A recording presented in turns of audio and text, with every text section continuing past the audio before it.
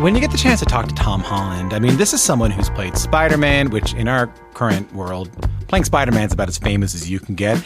You realize that he's had to do a lot of work on what it means to be this public, how to have your own life when you can't walk down the street without someone taking a picture of you. Tom has a lot to say about how to navigate fame, about his new show, which is kind of all about mental health, and why he thinks it might be time for him to take a break from acting. That's coming up. I'm Tom Power. You're listening to Q. There's something Tom Holland said in our conversation that's still sticking with me, because it just caught me off guard. He said that the secret to not letting success and fame mess with your head is knowing who you are. And I guess, like, that might be true if you're a really famous, I don't know, like local actor in your small town, or I don't know, like you're famous amongst like your friends or your peer group.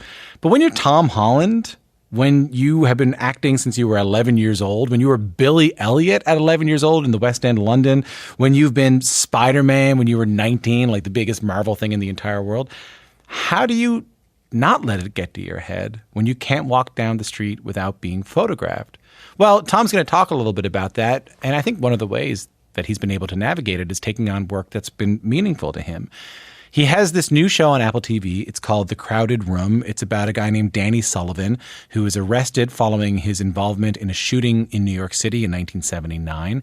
It's a psychological thriller. It's a very dark film. It's very, I would say it's very not superhero-y. It's a story about mental health and the ways we process trauma. Tom Holland stars in the series. He also executive produced it. So this is a conversation, about the show, about fame, and about where he is in his life. Here's my conversation with Tom Holland. How are you? I'm good, thank you, Tom. Thank you for such a wonderful intro. We're out of time, though. That's it. I know, brilliant. That's all I came to say, really. I'm going to just, dip out of here, but thank you. My understanding of this series is that you agreed to star in it and be involved in the executive production of it without having read a script. Yeah, that's true. I came into the development part of the show long before there were scripts. I met with Akiva Goldsman, our showrunner and writer, and he had this book that was The Many Minds of Billy Milligan that I read, and it completely blew me away. I didn't know that humans were capable of that kind of survival. And I fell in love with the idea of playing the character. We started developing the scripts. It was originally going to be a true story. We decided to pivot to a piece of fiction to kind of allow ourselves to have some creative freedoms. Nothing frustrates me more than like based on a true story and it is completely different. So we decided to really just commit to a piece of fiction, and I learned a lot from it. What was compelling to you about the original book when you read it? I think, without, again, giving too much away. Tom, this is hard, man. This is really tough. This is much harder than talking about a Marvel show. Everyone talks about the Marvel spoilers. Those are easy to keep a secret because they'll kill you if you spill them. But aren't you like the guy who does that? Aren't you the guy That's nonsense. That is absolutely nonsense. Every time someone brings that up in an interview, I said, next time you interview, next year when I have my next thing coming out, I want you to bring together all of the evidence of me spoiling Listen, stuff. I don't have any evidence. Here's what I was told. Oh, you're talking to him about the show. It has a lot of spoilers in it. That's pretty rich. The guy loves to spoil his films, and I said, I don't know what you're talking about. It's crazy. Anyway, I mean, the only time I've actually ever spoiled anything was when I revealed the poster for the Avengers movie, but that was a stunt. We designed that to be that way, and in doing that, I kind of solidified myself as this person who ruins films. Which is a great feeling when you're an actor, to be known as the person that ruins films. It's like you're a wrestler and people thinking you're hitting people with steel chairs in real life or something like that. Yeah, exactly. Exactly. What was I saying? Yeah, I guess the book just, for me, served as a pretty remarkable education. As a young kid who's been working since I was 11, my education is somewhat non-existent. What do you mean? Or traditional education is in such going to school and stuff like that. I was always working and I had other things to do, so I didn't really do much schooling. So for me to sit down with someone like Akiva Goldsman and speak to him about the human mind and psychology and the powers of what we can do to survive was an amazing experience. Tell me about your character. My character is Danny Sullivan. He is a very complicated person with volatile tendencies, let's say. He has the highs and the lows, and they're both on either end of the spectrum. He finds himself caught up in an incredibly complicated criminal case. He is accused of committing a mass shooting at the Rockefeller Center in New York in 1979. And it is about his road to redemption, his road to acceptance. He meets Raya Goodwin, played by Amanda Seyfried, along the way. And it's about this blossoming relationship. It's about acceptance. It's about being brave enough to ask for help. And my character is kind of the journeyman that carries the story. How are they treating you? It's like everybody else, I guess. What happened to Yitzhak, your landlord? I don't know. Well, if you can't tell me where they are now, can you tell me how you ended up living with them in that house? It was a rooming house. I was rooming there. Danny, I'm trying to help you. I'm going to let you know that this interview is going to air after episode 5 comes out. So we can talk a little bit about mental health. We can't talk about the full twist, but we can talk a little bit about mental health. Fantastic. And that's what I kind of wanted to talk about with you, because there's a range of emotions from your character here. So he's bullied, he's abused. We watch his mental health unravel throughout the series. And I've heard you talk a little bit about the difficulty of playing a character like this. Talk to me a little bit about that. I guess it's just putting yourself in the shoes of someone who is suffering from the results of childhood trauma and feeling those feelings on a daily basis. And, you know, I'd be naive to say that I understand what it is he's been through. But I feel his pain and I feel the hardships, and it's taxing. It's, you know, waking up every day, going to work and having to cry for 6 hours every day is a really taxing thing to do. And you're telling me that in the past or in other roles, and this is something I've heard from a lot of, in particular British actors, there's a pride in being able to show up, do your work, and go to the pub or go to a restaurant afterwards and not have it affect you. But this particular role was so taxing and so emotional to you that you struggled a little bit doing that after when the day was done. Yeah, I mean, there were times where I was struggling. I mean, that said, the content of the show was incredibly difficult, but the show itself was also incredibly difficult. You know, shooting in New York, shooting at period is really complicated. I had this crazy haircut that, you know, was legit, and it was my choice. The studio didn't want me to cut my hair like that, and I decided to do it anyway because I thought it serviced the character in the best way possible. And it was tough to let go of him in the evening. You know, I'd be in the shower looking at myself like, geez, you really look like this kid. This is really intense. So it was tough, but you know, I got through it. I'm fine. I'm feeling good and super proud of the show and excited to get it out there. Listen, this isn't a welfare check. I'm not about to come take you, but I have heard some people say something like you just said to me before, that when you undergo a physical transformation of what you normally look like to play a character, especially if that character is dealing with any sort of trauma at all, because when you look in the mirror, you don't see yourself. You only see that character. It's harder to take that person off at the end of the day. I understand that. 100%. And, you know, I lost a lot of weight. I had this crazy haircut. I was gaunt. I was tired. I was emotionally drained, and I'd look in the mirror and I wouldn't see the person that I would see today, you know? So it was tough. It was a really tough one, this one. I read something on the way in, but I wanted to ask you about it because you never know with these things, that it led to you taking a year off of acting? Not really, no. Again, that's online nonsense, really. I was always going to take a year off. At a point in time, I had some really exciting projects on the horizon, so I was kind of on the fence. And then just after the show, I decided that I owed it to myself to just go home and enjoy some time with my friends and my family and move into my new house and finally call somewhere home. You know, since I was 16, I've been on the road, living from hotel to hotel, out of suitcase to suitcase. So I just really needed some time to kind of get my life in order and organize my taxes and figure out how to pay my water bill and all that sort of stuff. I just needed some time at home. So my break wasn't really a result of the show. It definitely contributed towards it, but it was always going to happen. We'll be right back. I'm Dylan Marin, and I have 30 seconds to convince you to listen to my new podcast about Jar Jar Binks. Yep, Jar Jar Binks. Okay, so Jar Jar was actually played by an actor named Ahmed Best, and he became the subject of one of the internet's very first hate campaigns. So we made a podcast all about the early internet Star Wars cultural backlash, Jar Jar, and what happens when internet hate gets too real. Whew, okay. Listen to The Redemption of Jar Jar Binks wherever you get your podcasts.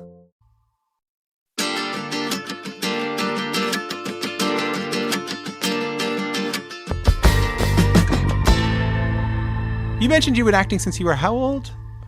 I think I've been acting professionally since I was 11. Was that Billy Elliot? Yes, correct. Yeah. What do you remember from that? Really fond memories. Amazing people, hard work. I look back on it now and I'm amazed at how hard it was. What do you mean? Like rehearsals and... We'd be training for 6 hours a day, and then you'd go to the theater, you'd do a 3-hour show, probably the most intense show that on the West End. I don't think there's an adult doing a show that's more difficult than playing Billy. And I think probably the majority of people performing on Broadway on the West End would agree with me. But I loved it. And suddenly I'm flying like a bird, like electricity. Sparks inside of me, and I'm free. Being on stage, performing in front of that many people, being good at it, and like feeling like you were accomplishing something was an amazing feeling. And to share that with a young group of people that I really admired, that, you know, we're all in the same boat, we're all young kids performing on the West End. It was a dream come true, and also an amazing platform for me to base my career off of. I learned so much about working hard and work ethic and respect and professionalism from working on that show. So I owe a lot to the people that were involved. I have a friend of mine who was a mandolin prodigy. Okay. And I asked him, and I said, what was it like to be this like child prodigy of the mandolin? What's a mandolin? What is that? You know, like it's like a little fiddle looking like, it's like a little tiny guitar. It's like a ukulele type thing? Kind of like that, but it's strung like a violin. There'd be one in like the Mumford and Sons or the Lumineers and those kind of bands. It's like a little tiny guitar about that big. It has 8 strings and they're doubled. And it's in bluegrass music, and it's played a lot in Irish music. Okay, great. And a friend of mine he was a child prodigy on the mandolin. And I asked him what it was like, and he said the hardest thing about it was when I looked back on it a little bit, I was so pleased. I was so happy to get to tour and play festivals all over the world and learn the benefits of hard work. And he's quite a successful musician now, and he says, you know, it's all because of that. And he said, however, there were moments where I wanted to play football, but I couldn't because I had to watch out for my hands.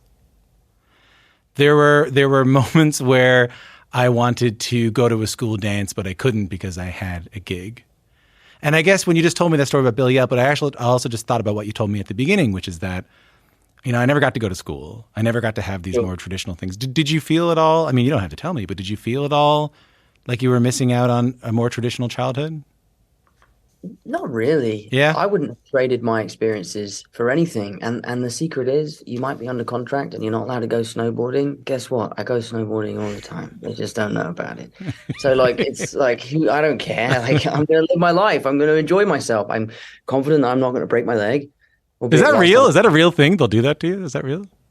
Dude, the contracts you have to sign when you get into these Marvel things and they don't want you doing certain things, it's intense. And there's been a few times I've got into trouble. Let's just put it that way. Yeah, not from spoiling movies, but okay. So not from spoiling movies, but nearly from spoiling movies by breaking your leg. And right. But you didn't feel like you were missing out on it was you know. No, I think I've had a wonderful upbringing from my 2 parents, who I think, you know, are superhero parents. They're amazing. I aspire to be like my dad one day. He really is like the greatest dad. I have a great collection of friends from when I was a kid, before school, during Billy, after Billy. Now in my early 20s, I met a great group of guys who we've built this wonderful group of golf friends that we play with every week. All normal people most of them are carpenters. I met them because they build film sets. and they're great people. They're salt of the earth, and I love them all to bits.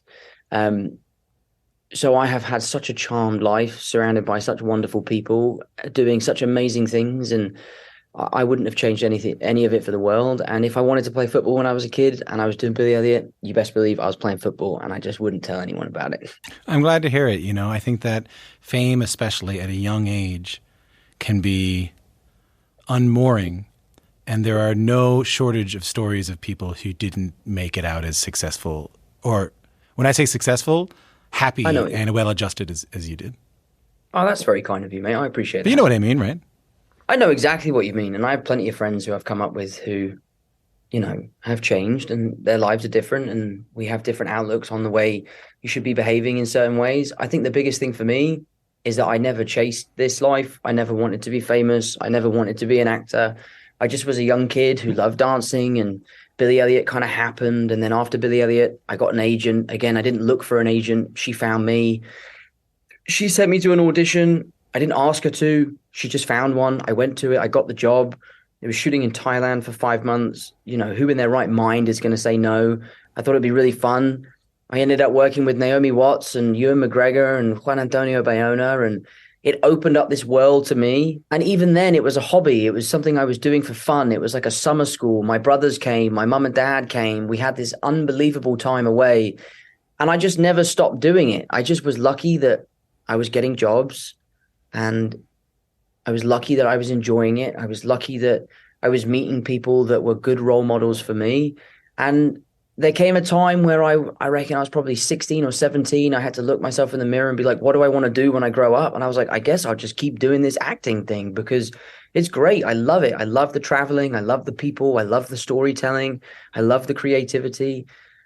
So it was never something I really decided to do. It's just something I've always done. And I think that probably plays a difference into my relationship with fame and the good things that come with it and the bad things that come with it, obviously. You didn't have this childhood hunger with some, parent standing over your shoulder saying, you're going to be a star, kid, and you're going to, and all I ever wanted to do was be this, it was a job, it was fun, it was exciting, I was good at it. I felt like it brought meaning to the world around me, and that protected me from some of the ambition-based stresses.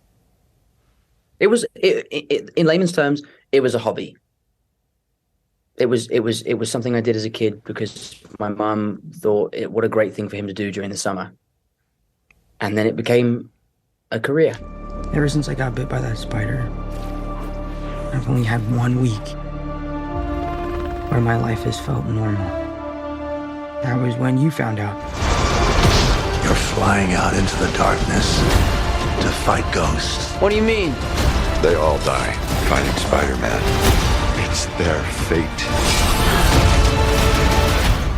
I'm sorry, kid. Yeah, me too.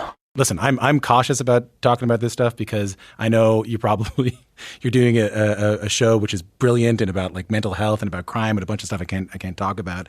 And I'm not here to go like, so you have a show about crime and mental health. Who's your favorite Spider-Man? Like, I'm not going to do that. But I just want to acknowledge that the kind of fame that comes with Spider-Man and the kind of fame that comes with Marvel, that's on a whole other, you know what I mean? Like, isn't that on a whole other level? It's another level. And it's one of those things where your life literally changes before your eyes. Yeah. People change the way they look at you. People change the way they treat you. They change the way, they act around you. And what's also interesting is there's levels to this. And after the first film came out, I remember thinking to myself, I was, 20. I was like, wow, I'm famous now. This is it. This is what being famous is. And then the second film came out and I was like, oh, wow, I'm like even more famous now. I didn't realize there was another gear. Yeah. And that was it for me. I was like, wow, this is it now. I get followed everywhere I go. There's paparazzi that sit outside my house.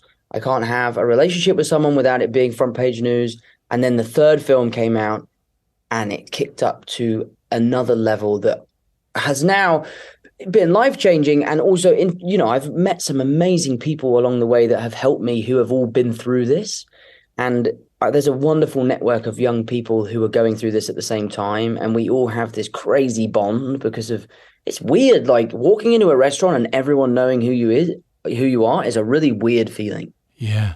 It's a really bizarre feeling, but I love my job. Yeah. I love what it does. I love what I'm allowed to do and the things I can do for my charity and I got you. all that sort of stuff. So I'm not in any way, shape, or form complaining. No, and you wouldn't. You'd be wrong to, and gratitude is assumed here. Yeah, great. As long as that's coming across. Yeah, but what's the secret to it not getting to you?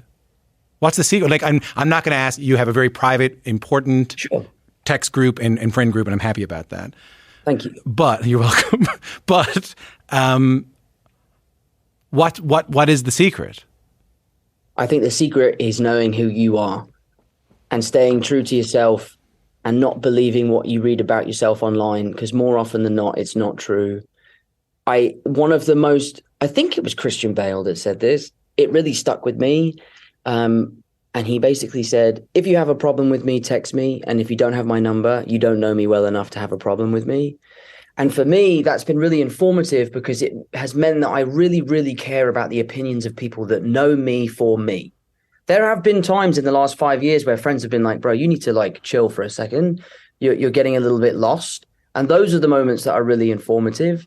If a newspaper writes that about me, I'm like, well, you don't know who I am. Yeah. So I don't really worry about your opinion. So I just try and stay true to myself. I keep my friends really close, and I'm delighted to say that none of them are afraid of being honest. If they don't like my work, they'll tell me. If they love my work, they'll tell me. And I'm just really lucky that I have a great network of people that aren't going to lose me to this crazy world. That's a beautiful thing. I appreciate you talking to me about that. Yeah, my pleasure. Thanks for asking. It's nice to speak about it, I guess. Let me close off this way. I want to go back to the show. There's something that Amanda's character says in the show. She says, something about Danny just stays with me. After everything we just talked about, especially at the beginning of the conversation, is there something is there something about playing Danny that has stayed with you? I think the most eye-opening experience about playing Danny and being a part of this show is that I reached what I thought were my limits, and I went as far as I thought I could go without breaking. And I realized I have a lot more in the tank. And I feel like I became aware of things that I can handle and hardships I can take in my stride, and to deal with things in a professional way, not an emotional way. And I just feel like I grew up a lot on this job. I think, I've always been really, really young for my years. When I was a kid at school and playing rugby, like I really should have been 3 years below I was. And I just think from playing this character and diving into this role and working on this show, I learned a lot about how capable I am of dealing with certain things. And I'm really grateful for those lessons. And ultimately, I'm really proud of the show, and I can't wait for people to see it. It sounds like, you proved something to yourself. It's a beautiful thing. Man. I really did. Thank you. Yeah, I really did. I proved to myself that I can do it, and I'm going to do it again. Hey, lovely to meet you. Nice to meet you too, Tom. I really enjoyed chatting. Thanks very much. Tom Holland was my guest, and I enjoyed chatting to him too. He stars in The Crowded Room. You can watch it on Apple TV Plus now.